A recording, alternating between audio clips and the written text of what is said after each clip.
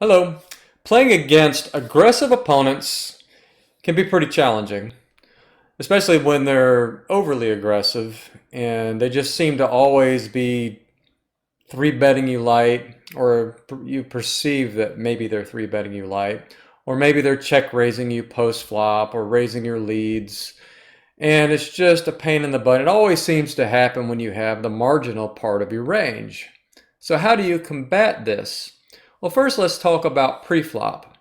Pre-flop, really what I recommend doing is having a nice balanced strategy across the board when you're playing with aggressive players, especially behind you. If they are unable to exploit you because you're balanced, then you really don't have to worry about their aggression. You just use your balanced strategy, and if they're three betting light, well, you're going to have an appropriate response for that because you're going to already have some built-in light four bets in your range. And of course, if you do actually have a solidified read that they're out of line, then of course you can expand that four betting strategy. But you should have all of these tools in place. You should know exactly what you're doing against a particular opponent, one that's standard, maybe aggressive regs, one that is a little bit more aggressive than normal, and one that's extremely aggressive. And of course, you should also have in place a standard reaction to more passive opponents, not just aggressive ones. So basically what I'm saying here is you should have a standard strategy with built-in adjustments and balance in that strategy, so it's just almost like plug and play. So you perform an action, your opponent performs an aggressive action, you have an appropriate response already built in and you don't even have to think about it. So what I'm saying here basically is automate pre-flop. There's plenty of good information out there to do this. Go to Red Chip Poker. I'm not affiliated with them in any way, but they do have a very solid pre-flop strategy, and they teach a balanced pre-flop strategy, and it's excellent. You should listen to their podcast as well. And if you wanted to try shorter mid-stacking, you could try out my strategy. I have pre-flop charts set in place that give you a balanced pre-flop strategy, so you don't have to worry about being exploited pre-flop by aggressive players. Well, of course, you have to be worried about it, but you do have the appropriate response built into the charts. If you want to learn more about that, you can go to my website, automaticpoker.com. What I really want to spend most of the time on this video is on post-flop. That's where most of the issue occurs for most players when they're talking about dealing with aggressive players. It's after the flop. Maybe you're the pre-flop raiser and you get check raised and you have like the middle of your range or the middle top of your range or a marginal hand in your range. Or you're out of position and the same thing occurs. You bet, you see bet, and you get raised and the guy's in position. It's going to be a very difficult spot to play with almost your entire range, except the nuts, of course. So the easy adjustment to aggressive players after the flop is to just basically understand what their strategy is and to learn all of the spots, the situations that they're looking for to be aggressive in.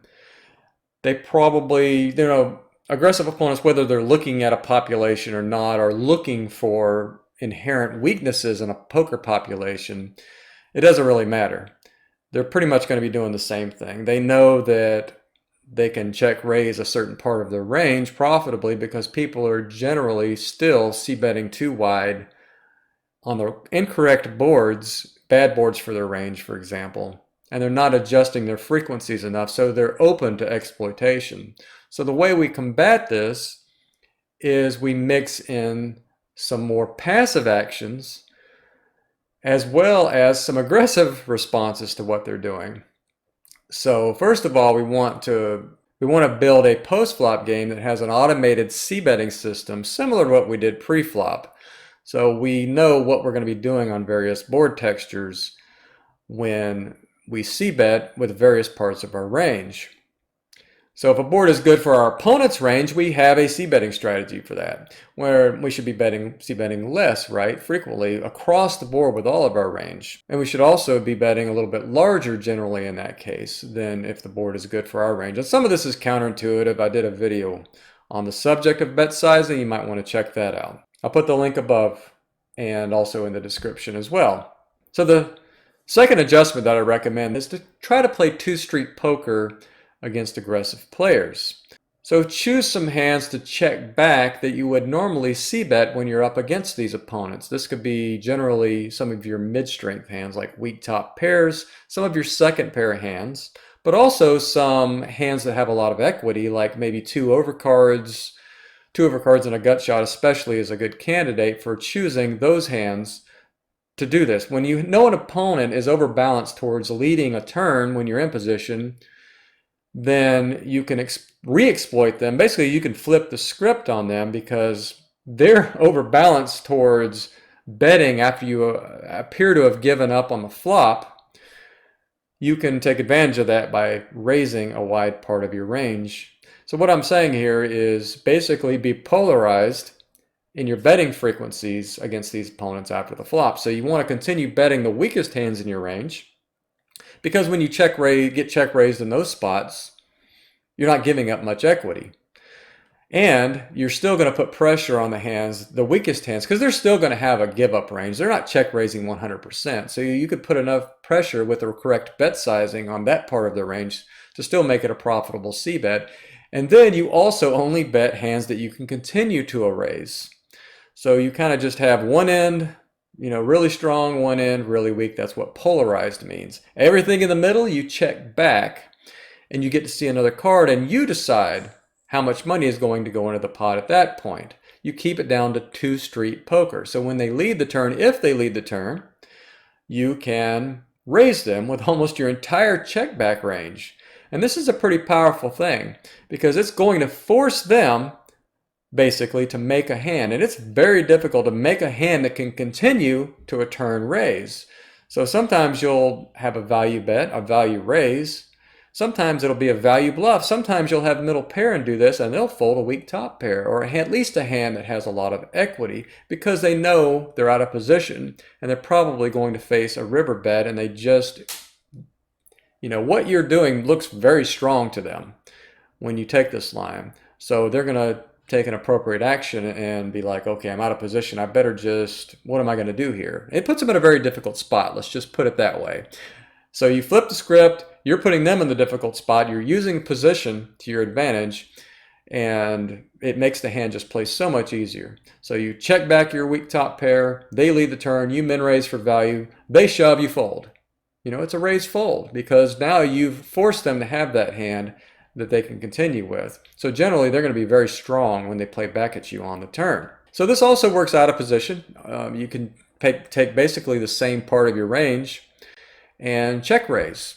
I mean, it's a little more difficult to play out of position because you're putting more money in on the flop, but it's going to work the same way. It's going to look very strong when you check raise on the flop. If you're doing it against the right opponents, they're going to be betting after you check a large percentage of the time. Some players are doing this virtually 100% when they get checked to on the flop. So you check, you raise, sometimes it's for value, sometimes it's not, but you're not supposed to raise for information, but what this does is it doesn't necessarily give you information, although that is a good benefit of it. What it does is it basically defines their range right now. They need equity to continue, and a lot of times they'll give up a lot of their equity, and this is a very powerful thing, like I said. So you should also include some hands in this range that maybe have backdoor equity, especially on the flop. So you want to lead your weakest hands, lead your strongest hands, but then also include all of those middle strength hands, or a good majority of them, especially the ones that have a reasonable chance to improve. So let's say you have an overcard and a backdoor flush draw, or an overcard and a gut shot, or two overs, some of those hands that have a good chance of improving on the turn and then again on the river. So, something like a backdoor flush draw. You check raise that on the flop, and then you get called. What do you do in that case? Well, in that case, you basically check fold the times you don't improve, and you continue betting when you do improve, and then you barrel off at that point to continue putting pressure on their mid-strength hands. So if you pick a hand that has something like 9 to 15 cards in the deck that are going to improve you, you're going to be able to continue often enough to make this a profitable semi-bluff on the flop. So before I go down too big of a rabbit hole here, what I'm basically saying is polarize your betting range against aggressive opponents, whether you're in or out of position, and then choose some additional hands to add to your range, especially out of position, that have a good chance to improve by the turn and then also by the river, your backdoor type of draws. Okay, so let's basically summarize. Pre-flop, have an automated strategy, so you never have to worry about being exploited, and then you can add in some targeted adjustments versus the most aggressive players who are getting out of line. Kind of do the same thing post-flop. This is number 2. Have a automated c-betting strategy that allows you to not get exploited post-flop. Make sure your c-betting frequency isn't too high when a board is good for your opponent's range. But make sure you also are increasing your bet sizing is appropriate based on this. And then last, basically what you want to do is when you're playing against a tricky, aggressive opponent, you want to take tricky lines to counteract that. So, take a lot of check raising lines, polarize your betting strategy.